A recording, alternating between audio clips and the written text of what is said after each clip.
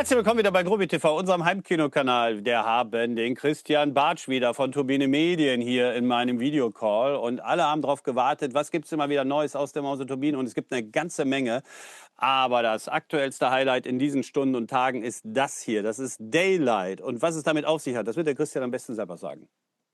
Guten Morgen, Patrick. Wir sind ja ausnahmsweise mal sehr früh dran, was daran liegt, dass wir heute noch einen Spezialgast haben. Dazu kommen wir aber gleich.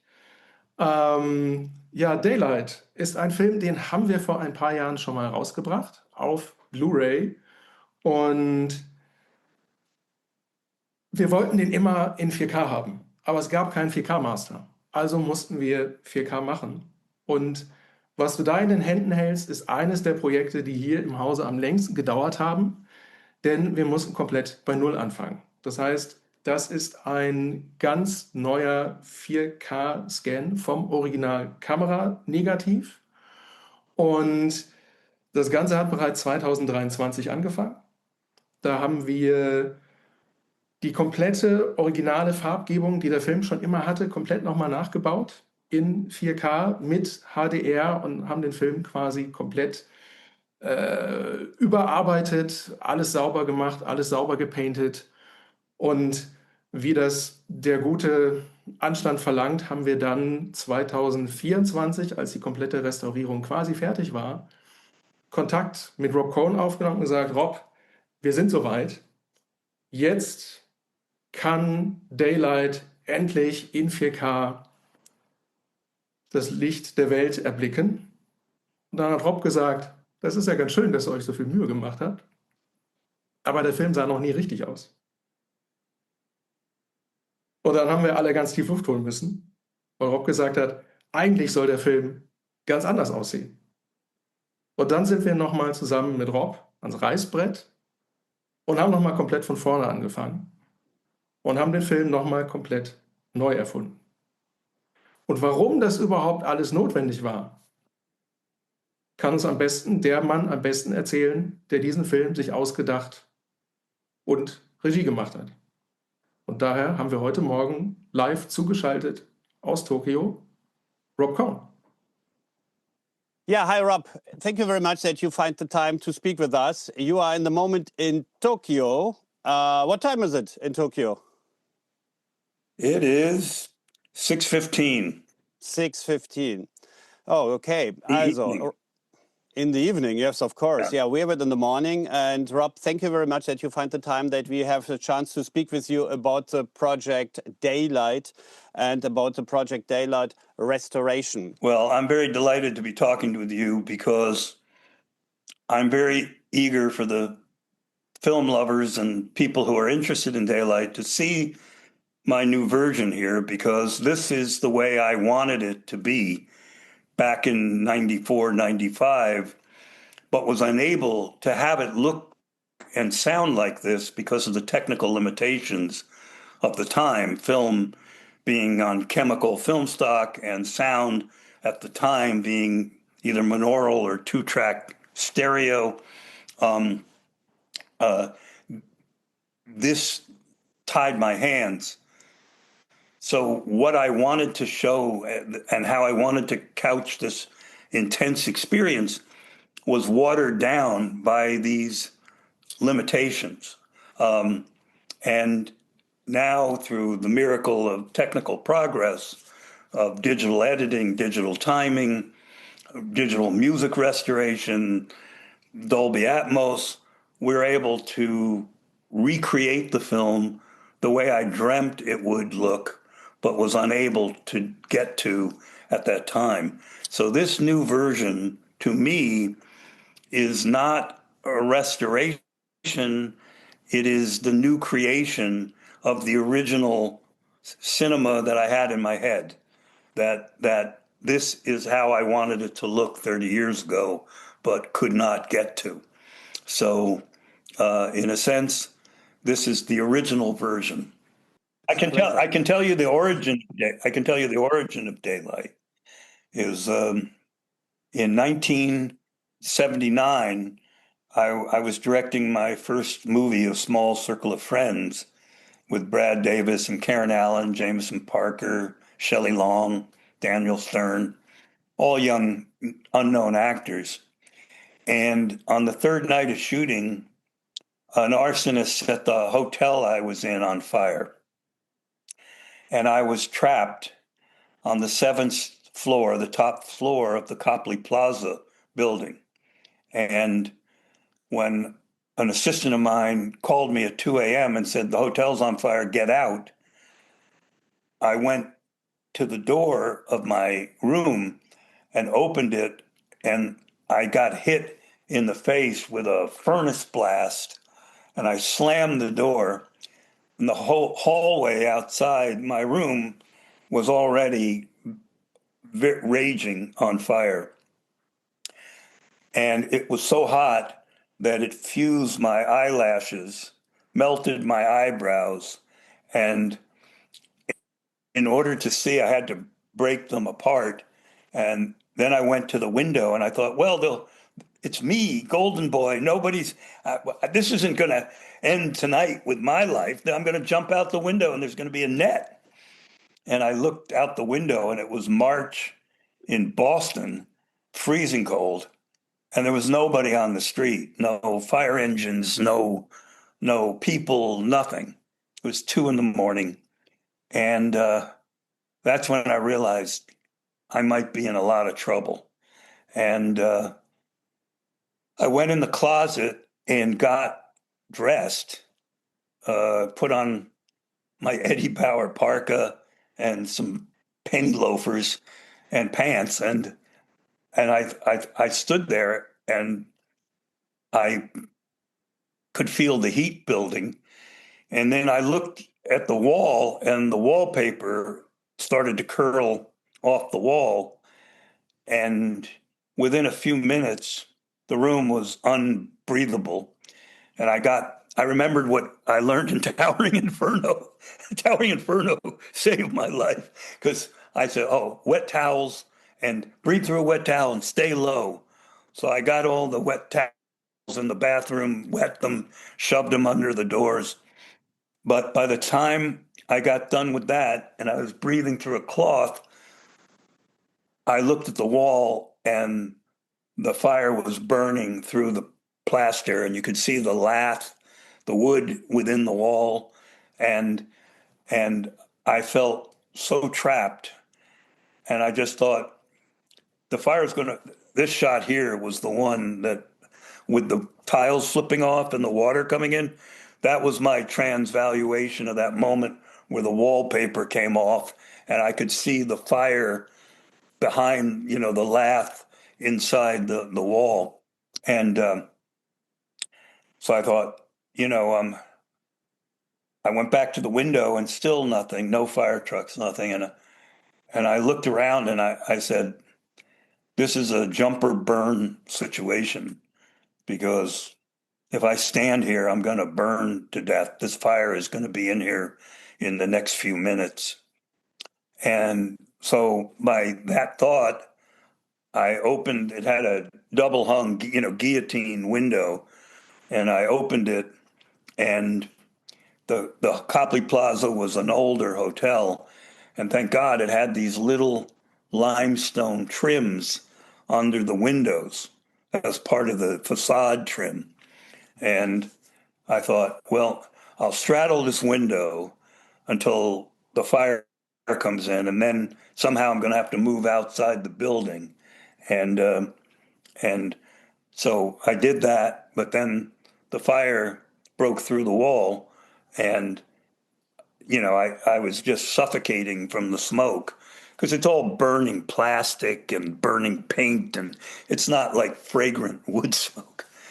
So I made the move, and I got out, and I pushed up on the top of the window box and could keep pressure.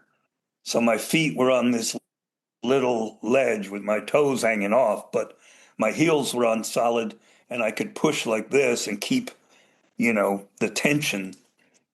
And with my right heel, I was able to shut the double hung window behind me. so that it was forming a natural chimney for the fire. So it was being drawn out, the smoke. So I was choking up even on the ledge. So, and then I looked down the facade of the building and I saw a guy screaming with his arms on fire. And that was Sumner Redstone. Talk about Paramount. You know who he is? He owned theaters in the New England area, Redstone Theaters, and he bought Paramount. And Sherry Redstone, who was in this battle with David Ellison, she's his daughter. But he was hanging out the window with his arms on fire. And in fact, he was there with some woman who was not his wife, and she died in the fire. About 5 people, as I remember, died. And so, anyway, finally, fire trucks came and lined up under the facade. And at first, they go right under you. And you go, I'm over here, motherfucker. I'm here. Come over here. Right. And finally, the guy, the one lined up and they sent the ladder up, this big hydraulic ladder, but it chinks not underneath you, but next to you. And so there was a 7-story drop between me and the ladder. And guy in a bullhorn goes, don't move, we'll be right up, and I'm looking, and the bed I was sleeping in maybe 5 minutes before is totally an inferno. And I could see, I left my wallet on the end table. I'm going, God damn it, I left my wallet on the end table. It's like so crazy, the thoughts you have, because you're literally, your mind is fighting to believe that you're in a life and death situation, which I was. Well, all the windows down the facade, when the fire came in the rooms, they would crunch and crack and then explode. And the fire would come out 20, 30 feet when the window burst. And so I knew what was coming. And I heard it beginning to crack. And I'm looking at the guy coming up as fast as he can. And I'm going, he ain't going to make it. I'm going to get blown off this window ledge. And so I just decided to jump and do a twisting jump over to the ladder and pray that I could grab a rung. And I made that twisting jump, grabbed a rung, settled myself, and then started down. And he met me at the 4th floor. And that's when the window blew up. So I was right. If I had waited, I would have been dead. So by not waiting and taking that asbestos coat over me, and I could hear the glass shards tinkling off his coat, and I could smell the whiskey on his breath and the old fires that his coat had been in, the smell of burnt stuff. And he guided me down. And then, it was a night of craziness with the Red Cross and everything, trying to see if the other people connected with the film had made it.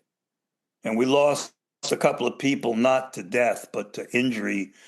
They tried to do sheet ladders and things and broke every bone in their legs and all this stuff.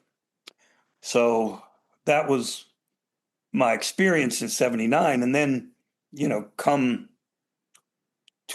12 years later, what was it, 1984, I get the script from John Davis, the producer, and it says Daylight, and I read it, and I was getting PTSD reading the script because I knew what it was like to be trapped, and I could feel the claustrophobia. And, even as a child, when my father would drive us to New York through the Holland Tunnel, I would always get scared, like, what happens if the tunnel collapses and the Hudson River starts coming in? So I had an emotional connection to the screenplay and to the idea of creating this claustrophobic but massive disaster. And that's how I came to do the film. Na gut, this is now some more reasons why I understand your That is passion that this movie looks like it's now looking. Also that means you have the first time your vision shown like you had your idea in your head, and it is possible with this digital electronics because in the past, and you have a very special, statement here on this disc here now. What is the reason for that it looks now absolutely more realistic? I saw it on Saturday evening here on my screen, and it was amazing, the difference. And I fully understand you. Christian told me, yeah, it looks in the past a little bit like Birthday in a Tunnel. Sorry for that. A lot of lights and so, and absolutely now it is really extremely realistic. I understand you now much more because of your experience you had there. You know, in the interim, also, we had 9/11. And when I saw the first responders, and we dealt a lot with real first responders, New York City and New Jersey first responders, and I got to know these guys and women. And, you know, when I saw them doing what they did during 9/11, one of the thoughts I had is, my God, you know, we had the glorification of these people back years before that tragedy happened, and look at what it really looks like. And especially since I had this connection to the World Trade Center from doing the Wiz, and in Daylight, you see the Twin Towers several times in the film. I thought, well, maybe someday, if there's ever a chance with the new technology to go back, I can make it look like I wanted it to look, but I couldn't get this out of the cameraman who was, you know, this was a big scale thing, and he was constantly worried that it was underlit. And back in the early 90s, you know, it was before the dark thing became a popular motif through David Fincher and so on.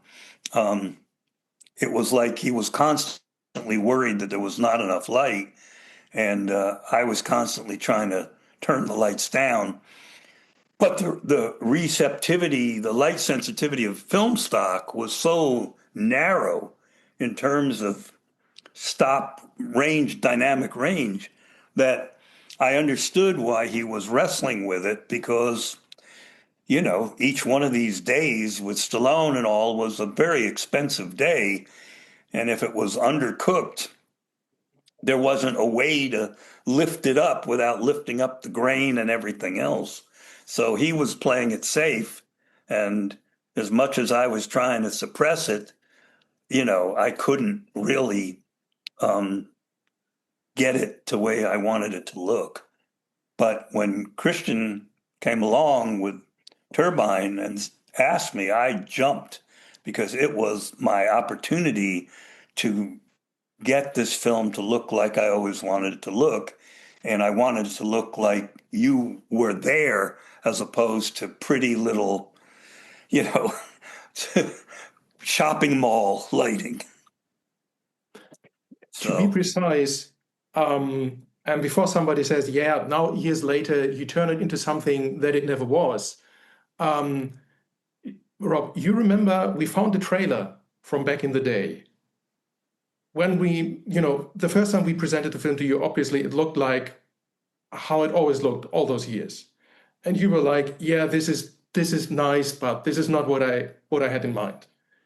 And then Jan and Ben at Medien, who did the grading, came up with this trailer and said, guys, look, this is because when we do research, we buy all the elements that we could find on top of what we have. You know, we scanned the original camera negative, and then we had this trailer, which I think we got it from eBay, and Jan and Ben scanned it, and interestingly, that didn't look like Daylight back in the day, but it looked very much like what we have today.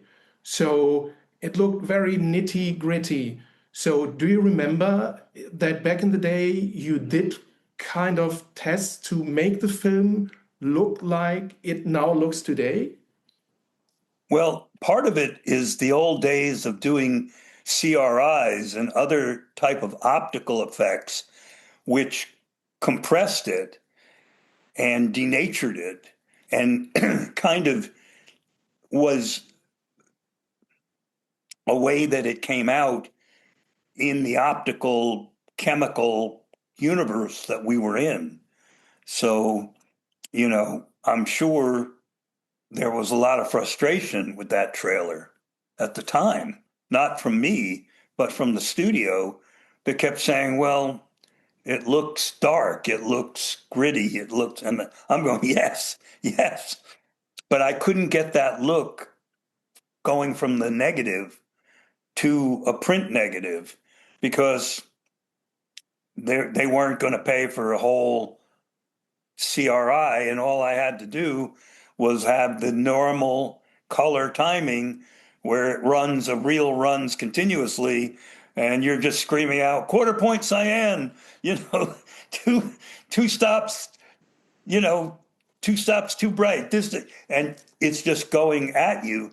And with the smaller, shorter cuts and so on, you're just trying so hard to find a way to have it look better than what the cameraman delivered and what the dailies delivered.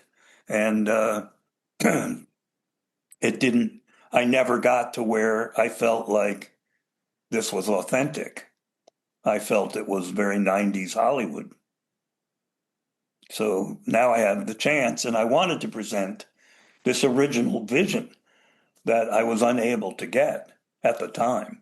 And I hope the fans or the people who like it will understand that and accept it, because new technology gives you new tools and tools to reach your imagined dream, as opposed to the, running around an editing room looking for 3 sprocket trims and all the crap that you had to go through to edit a film in those days, cutting,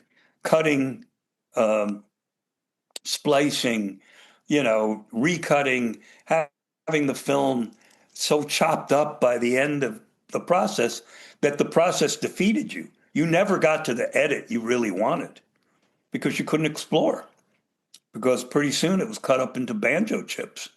And every time you screened it for the studio or for anybody, you were just praying that the splices would hold.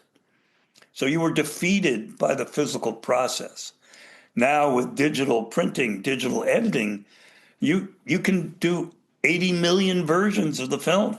You can do the scene for inside out, upside down, round and round, until you discover what the film is trying to tell you it wants to be.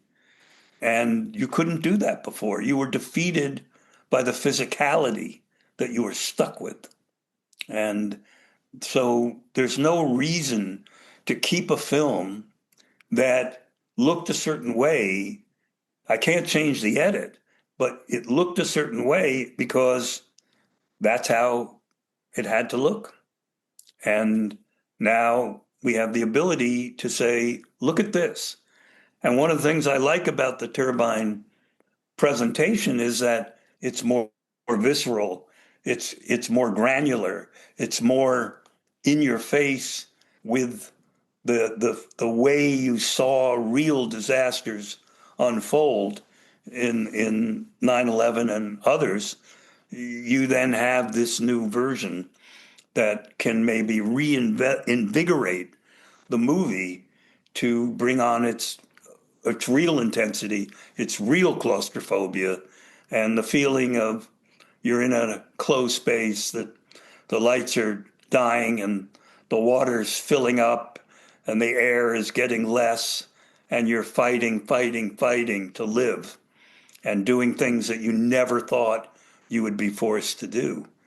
Like I never thought I'd be out on a 7-story ledge trying to hold on, and so I feel it impacts the characters, the actors' performances, which sometimes in the original version, especially like J.O. Sanders, some of the performances feel too big, like overreactive. But when I look at it now, I see the panic that he's a parent. He has a wife and a daughter with him, and he's like I was when those hook and ladders were going underneath my ledge to reach the other side of the building. I wasn't being Mr. Nice Guy, like, yes, them first. I was going, I'm over here, screaming my head off because I knew I had minutes, if that, to get out of this mess or to die at the age of 30. My birthday had just been a week before it, to be 30. And so, people in real crisis and real crisis, visual crisis, have the right to be a little more high pitched than when it looks like they're in their living room.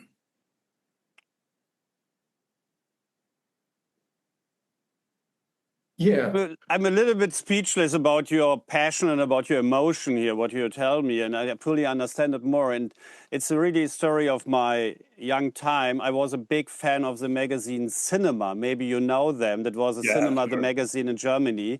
And I know that there was a big story about the production in Cinecittà, because it was an amazing production that you make this long tunnel on the production fields there in the stage. I think, how long was it? 300 meters, 200 meters roundabout? It was really large. It was little over 400 meters long, because I had to do the car stunts on there too. So I needed. And this was also extremely important for you, that you make it so realistic as possible, not blue screens or something like this. You like to have it really, and that the feeling and the emotion for the actors is also then completely different than I'm in a blue screen room and you say that is now water coming from the left and water's coming from up, and you have no idea how it feels. Huh? That's it, huh? No. This was, like I said, Kit West, who was in charge of the special effects, a British special effects team. Yes.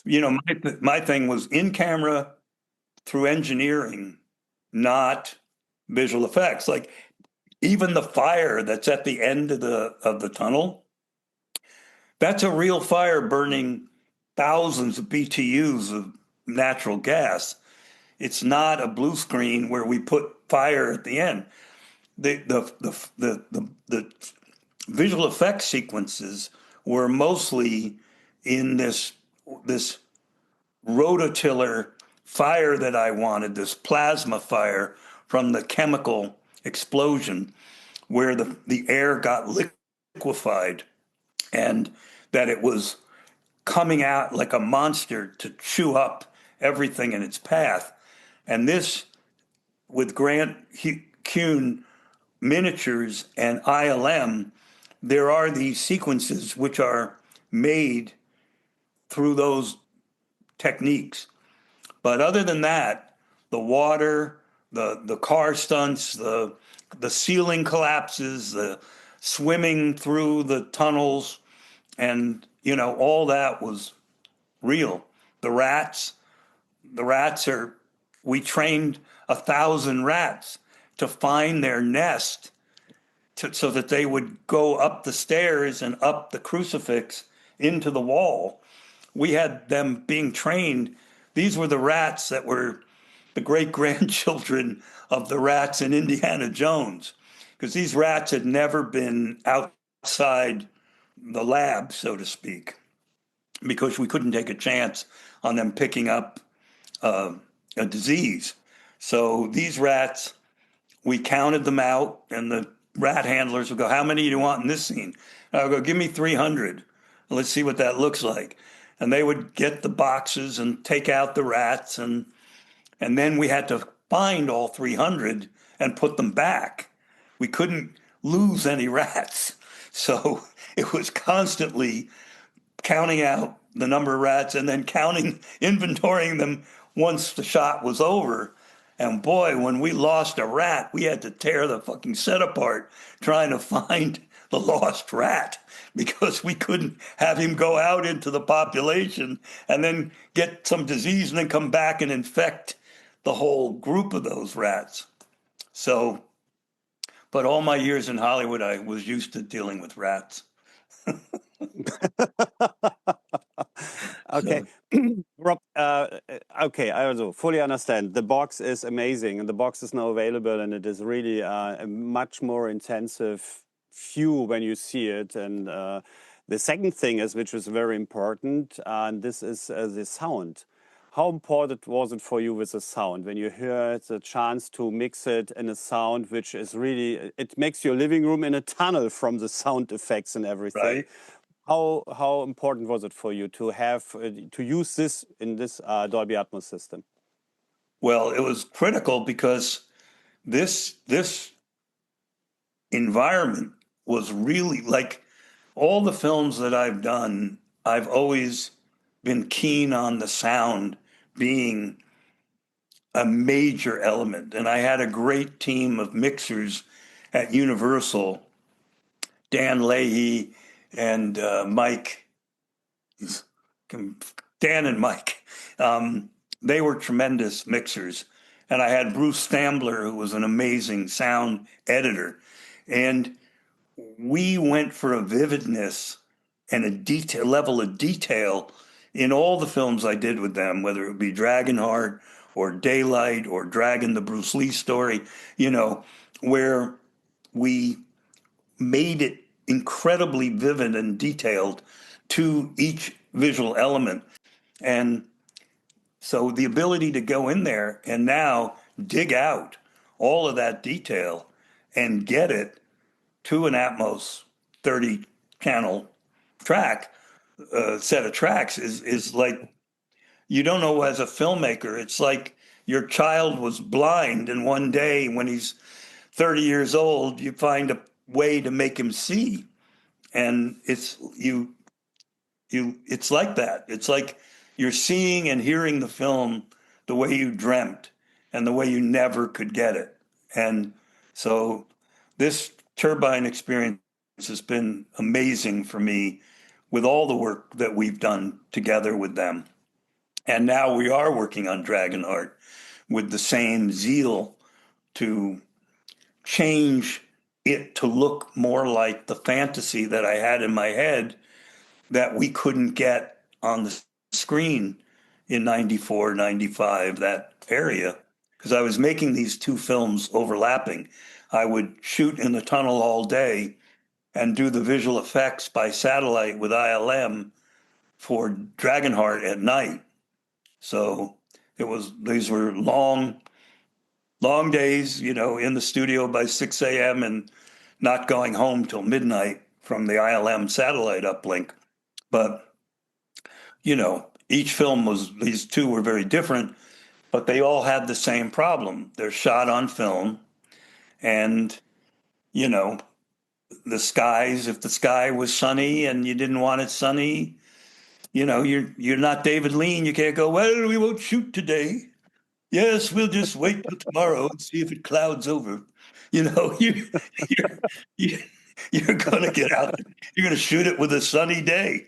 And so this has been a wonderful thing because now you can say to Jan and Ben, can we put in a more brooding sky? The sky that day was flat. It was silver. It was boring. So the light is flat. So why not we get some texture of brooding black and silver in the sky so that it feels more of a fantasy, less of, well, yeah, we were there in Slovakia shooting the dragon and, it was like a sunny day. So, the level of control that filmmakers have now is so enormous. And to go back to your point about AI, the level of control will be off the chain coming up. There'll be, the making of a dragon will no longer be getting an Academy Award nomination for making a dragon. You'll make a dragon at home on the newest AI program, and the same, for what they did Yeah, with. but on the end, you need a good story. Also, Yes, that's it. The heart of the movie is a good story, and then yes.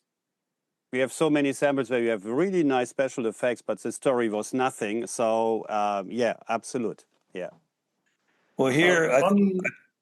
There's one thing that matters to me, Rob. If you can just let us know, now that we've got this new look for Daylight, the look that you always wanted it to be, is it just for the home video edition, or is it the new standard for Daylight? I don't want it shown any other way now. I do not want to see the old version. If they ever want to strike some kind of new master that will be shown in the theaters, I want it to be this version.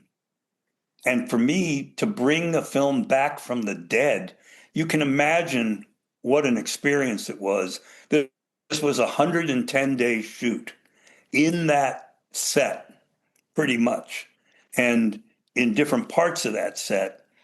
But, every day to go and have flooding and rats and fire and parts of this thing collapsing and just dealing with a whole bunch of actors in almost every scene. This was a real labor of love, but it was very exhausting. And you don't want to think of it as lost on the heap with movies that don't look right and don't have any life, because they're not 4K, they're not Blu-ray, they're not HD, they're just some old looking thing. And the greatness of the production, or whatever the strengths of the movie are completely lost, because it sounds like shit and it looks like shit, and nobody wants to see that anymore. But now the crispness and the kind of brutal, almost black and white in some places, the edge of it and the darkness that now can be balanced with black faces, for example. Part of the problem that David Egby, the DP, was having is I had a number of ranges of skin tone in any given shot. So if you expose correctly for the white actors, you had ink blots for the African American actors. And so now we were able to window and do different things to balance the skin tones of everybody. So all the performances could come up, and it wasn't like you had to overexpose the scene so you could capture the skin tones of half the cast. And so things like that are subtle, but they matter, because those performances matter to me. These were wonderful young actors, and I wanted them to be seen. So, we were able to ride that line with the new digital technology and to refine the strength of Randy Edelman's music, the emotion, the passion in the music, and to feel the tunnel collapsing around us as we watch it. So it puts you in the experience, and there's no jelly bean color or comfortable light to go, well, it's not scary, you see, because it's all lit up. You can see everything. Now it's like, this place is getting dark, cold, and full of water, and parts of it are falling down all over the place. Gas mains are exploding in almost every shot, and you just don't know where death is coming from, but it's coming. It's there in 100 different ways. And that, to be able to recapture that and give it in a way that is a visceral experience for the viewer, that to me justifies changing it from what it was. We have improvements at our fingertips. Let's improve the films that could use it. And Daylight was one of mine that definitely was screaming for it. At least in my head, it was. Who was from where was the idea that Sylvester Stallone did the what is it called there, the main actor or the star or whatever? Was it your idea, or what was the reason to take him? Because I Well, personally feel sorry for that. I think you show him the first time, so what is his right word, so easily. It was not like, haha, here is he. He was in the, you see it in the back at first as a taxi driver. Nobody knows maybe that he is it, and then he looks around and, oh, he is it. So it was not so like a big star shown and he is coming, and so that. What was the reason for this?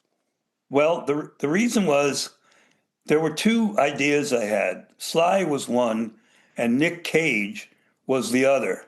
And Nick Cage, I had seen leaving Las Vegas, and I had told Tom Pollock, the head of Universal Movies at that time, the chairman of the movie division, I said, look, I just saw a movie with Nick Cage, and he's going to win the Academy Award for this performance.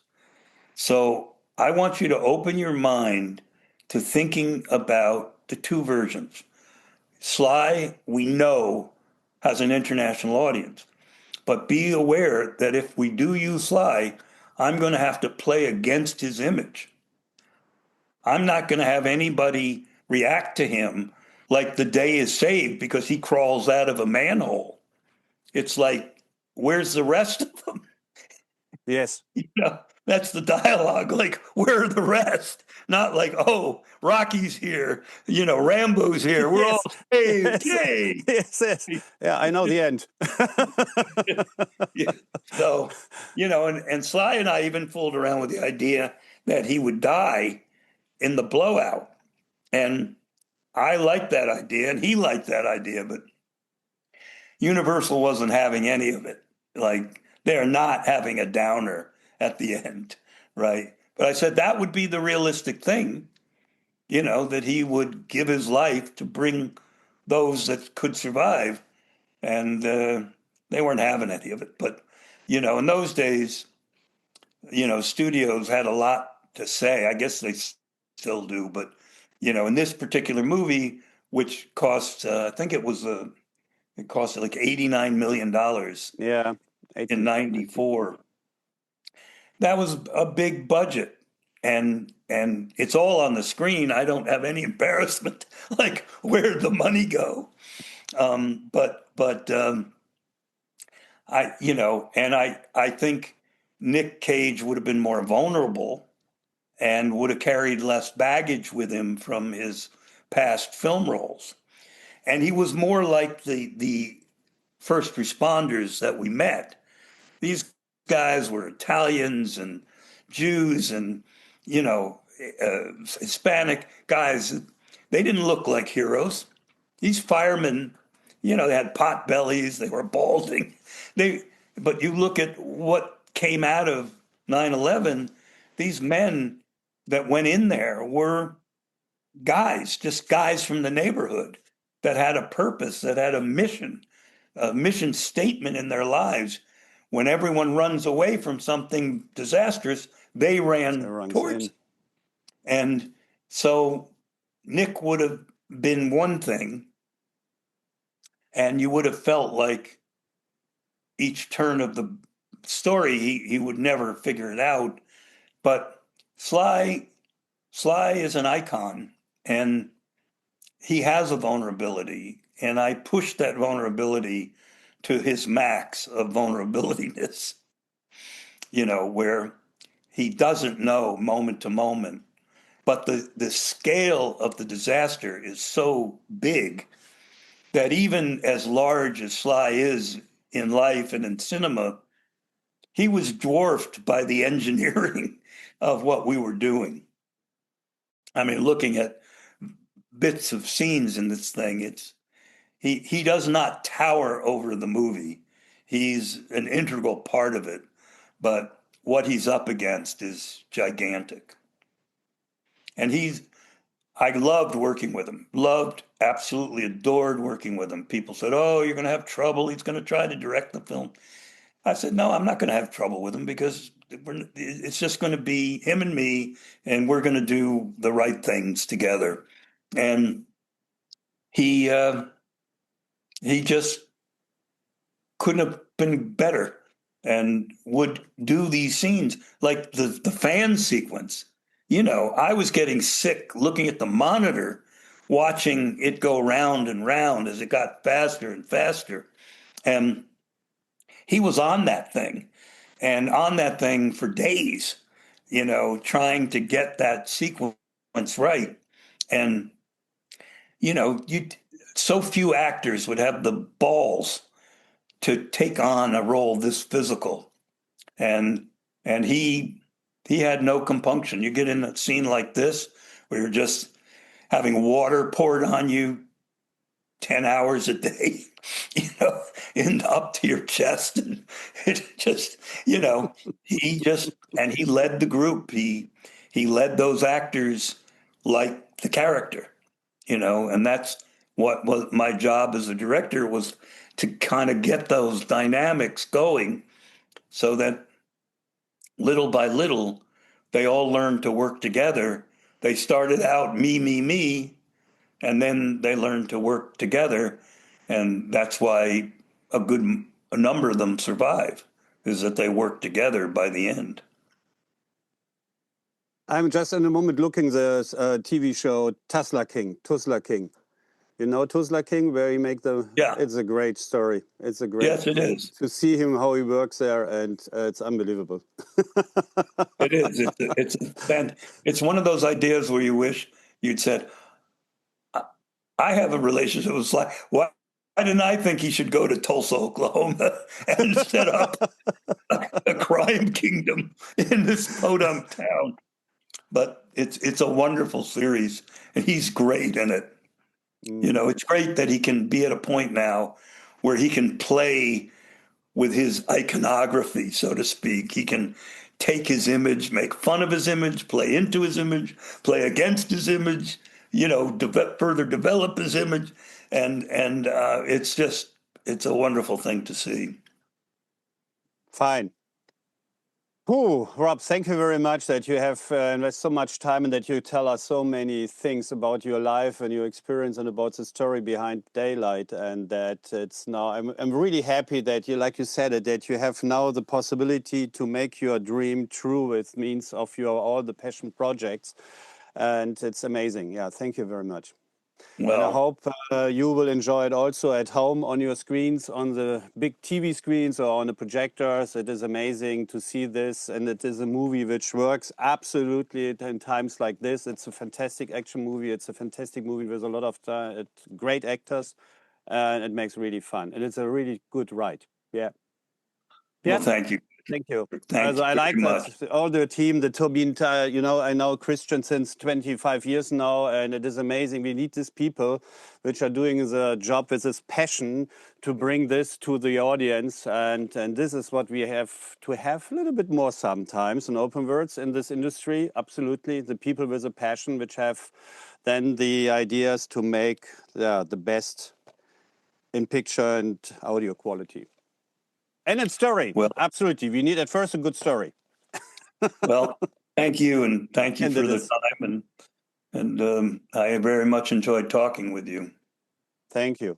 I always enjoyed talking to Christian. We have developed quite a friendship over these several films. Okay. Yeah, and I think we still got a couple of things to do, right? I hope so. I'm counting on it. I hope so too. Thank you very much. Well, I'm going to go have some sushi. So Enjoy. You guys take care, and thank you. Okay. Bye. Bye. Ja, jetzt kommen wir doch zum Ende. Also ich denke mal, das waren wirklich wahnsinnige Informationen, interessante Informationen, exklusive Informationen, detailreiche Informationen. Ich weiß gar nicht, was ich alles dazu sagen kann und soll, aber ich denke mal, er hat wirklich Eindruck hinterlassen. Spannende Aussagen direkt aus Hollywood, sage ich mal, und von einem der erfahrensten und wirklich erfolgreichsten Regisseure. Wir haben ja ein Ding haben wir gar nicht erwähnt. Sollen wir das mal erwähnen? Das weiß ja nicht vielleicht unbedingt jeder. Aber er war ja dann auch der Ideengeber, wenn ich mich nicht täusche, Initiator, wie muss ich mich da ausdrücken? Und natürlich dann auch der erste Regisseur vom ersten Teil von dieser, ja, was will ich mal sagen, von dem erfolgreichsten Franchise, nämlich Fast to Furious. Richtig. Das ist Robs Idee. Er wollte einen neuen Actionfilm mit Autos machen und das wurde dann The Fast and Furious. Und er hat aber nur den ersten Teil gedreht und dann ab da haben andere Leute übernommen. Seine Idee war einfach, nochmal einen Autorennenfilm zu machen und das hat er gemacht. Ja, und er hat mit die Charaktere geschaffen, die bis heute noch in allen Folgen entsprechend ihre Rollen spielen. Und das kann man, da muss ich sagen, meine Hochachtung. Wirklich tolles Projekt und bin mal gespannt, was da noch alles kommen wird. Christian, vielen, vielen Dank, dass du das hier organisiert hast, dass wir hier so spontan uns jetzt hier treffen konnten. Und ich sag mal, ist ja schon auch ein schönes Zeichen, dass du mit diesen Menschen da einen solchen Kontakt auch auf menschlicher Ebene und auch wirklich mittlerweile auf freundschaftlicher Ebene machen kann. Ist ja auch viel Vertrauen bei so einem Projekt dabei. Und dass ihr da euch in Hollywood bei den entsprechenden Personen einen solchen guten Ruf erarbeitet habt. Von nix kütt nix, sagt man ja mal gerne, nicht wahr? Also vielen Dank, dass wir hier diesen Einblick haben konnten und alle, die den Kanal jetzt hier abonniert haben, können sicher sein, wir werden da auch im 26 viele, viele Projekte sicherlich auch wieder präsentieren. Das Wichtigste ist am Ende des Tages aber auch, kauft bitte auch die Scheiben, damit natürlich dann auch in den nächsten Monaten weitere Projekte realisiert werden können. Und da hoffen wir, dass ihr weiterhin natürlich dann uns, also in dem Fall speziell Turbine, die Treue haltet und dann eben ein solches Projekt auch wirklich unterstützt durch den Kauf. Nicht wahr, mein Lieber? Ich wünsche dir was. Dir auch, das Jahr ist fast rum, Weihnachten steht vor der Genau, Tür. genau.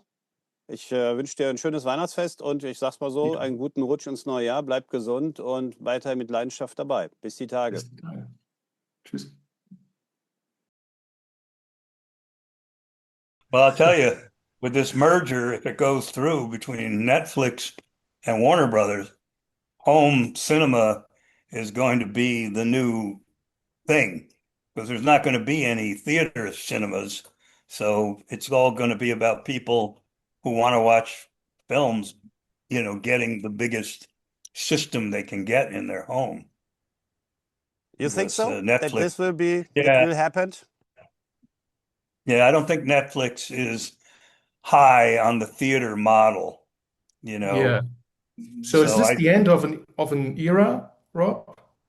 if it goes through, I do believe it's the end of an era.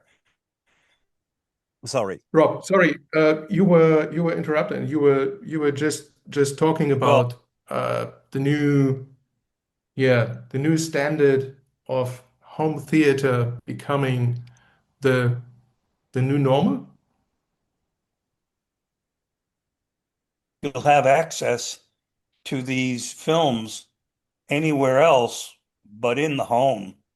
I don't think that even the biggest, Hollywood blockbusters are going to last in the theaters by the Netflix thing because they get more out of it by using Oppenheimer, let's say in 2, 3 years from now, the new Barbieheimer model. They get more by having people sign up than they do whatever box office. And then box office is so diluted, right? If in the old paradigm, the theaters kept 50%, they got to cover their overhead. And, basically, if 50% came back to the studio, um, that was a lot in the old paradigm. So if a movie did 300 million, the studio got about 150 million, and they probably spent to get 300 million, they've spent more than 150 million on production and advertising. And so whereas with Netflix, you get an increase of 1% in their subscription base, and it's hundred to advertise. They don't have to, do the kind of old-fashioned 20th century type logistics to get the thing to the people. They own the system. And so the system is much more lucrative than, splitting it with somebody else's system. Do That's you my think, opinion, and I could yeah, be dead wrong.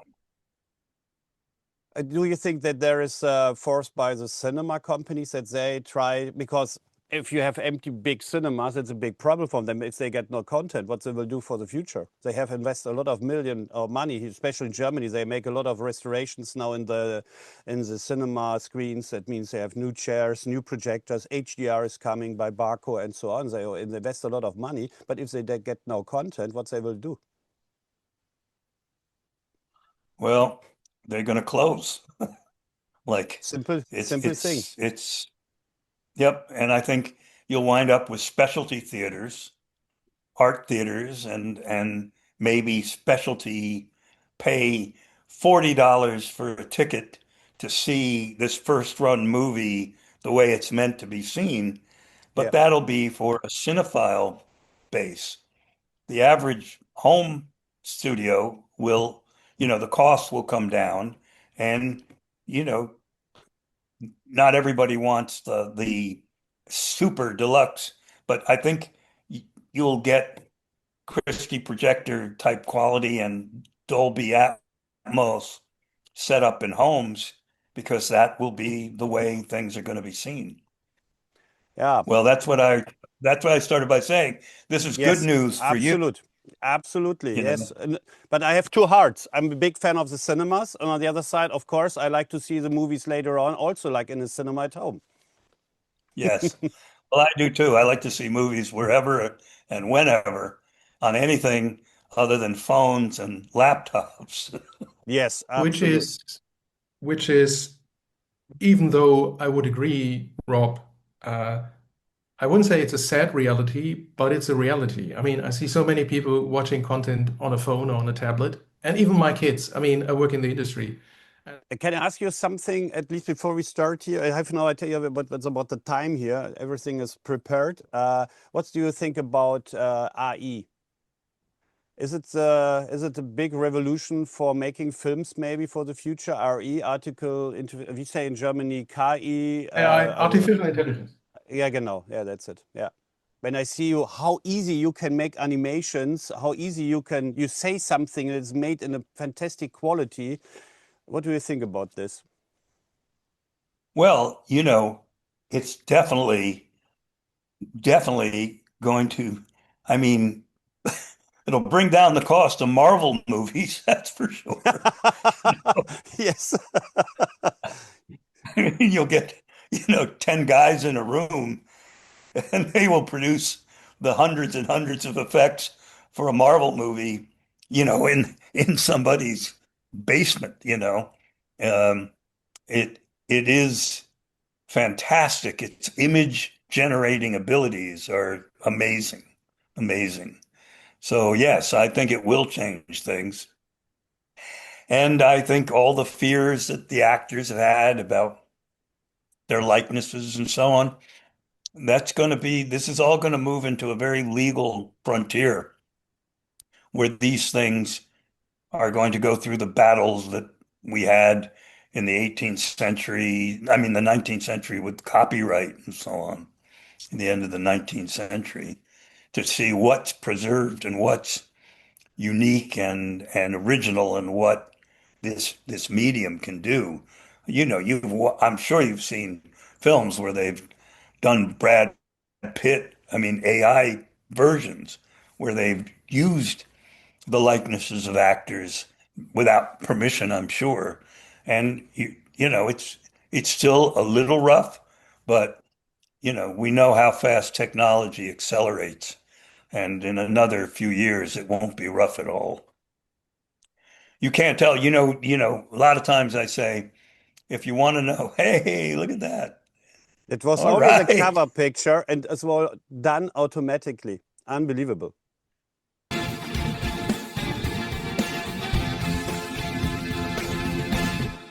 That is unreal. Unreal. Only 1 minute. Man, you just gave me goosebumps. That's incredible. Wow. Holy shit. Unbelievable. Ja, wow. Hallihallo, kurze Info in eigener Sache. Egal ob groß oder klein, egal ob sichtbar oder unsichtbar, egal ob Stereo oder Heimkino.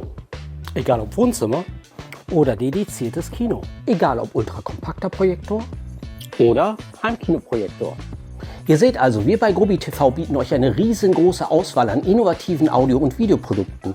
Also zögert nicht, besucht uns hier in Cast montags bis freitags nach Terminvergabe oder jeden Samstag ohne. Und ich bin mir sicher, wir finden für euch das passende Audio-Videoprodukt bei Grobi.